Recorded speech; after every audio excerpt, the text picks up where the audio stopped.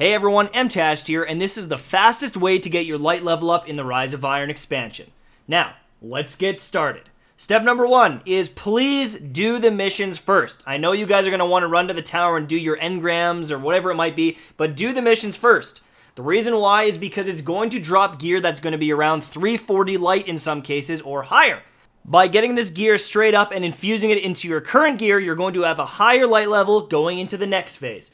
Now, make your way to the Cryptarch and start decoding some of your engrams. Even if it's some of the old gear like those Don't Touch Me's, they will sometimes have a higher light level. If it's a higher light level, make sure to equip that gear or infuse it into your current gear.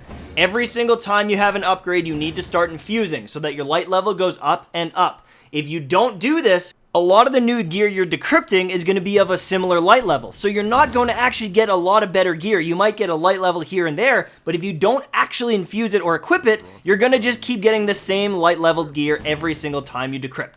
Don't waste all your engrams making zero progress. Now for the next phase, you can do the next phase or this phase, it doesn't really matter which order you do it, but head on over to your favorite vendor and start to gamble on these packages. Use your modes of light, heavy, whatever you want to do. Make sure that you're trying to get some weapons, get some armor, and the nice thing about this is you'll randomly get class items regardless of what you pick. So you might get a nice cloak or a titan mark that's going to give you some light level, as well as weapons and armor.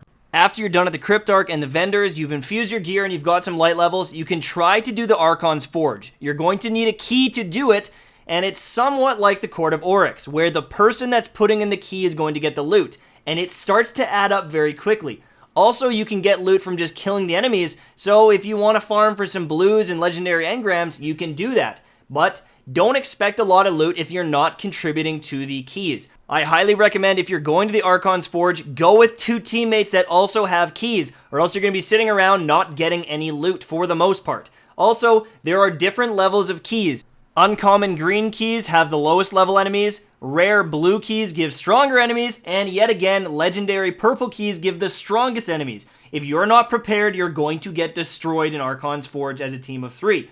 Even on the lowest difficulty, if someone goes down or you're not the most competent player, you can get overrun very quickly. You do not want to be wasting time in this, dying over and over again, because if you can't succeed and farm this very quickly, you might be better off just doing strikes until you have a higher light level. Also, you can only hold 1 key each, so if you don't get new ones that drop, then you can't really continue farming it. Now, obviously, if you've done the first few things, you might as well jump into the Strike playlist or the Crucible, whatever you want to do to continue to gain engrams as well as end of the game rewards. But for the most part, those are the fastest ways to get loot, to get ready for the raid. Then, obviously, once you can do the raid, that will be another massive resource for increasing your light level further. Hopefully you guys enjoyed the video, hopefully this all made sense, and if you guys enjoyed it, please make sure to subscribe so you can see the rest of my guides coming out for Rise of Iron. I'll see you very soon, and have a great day everyone. Bye-bye.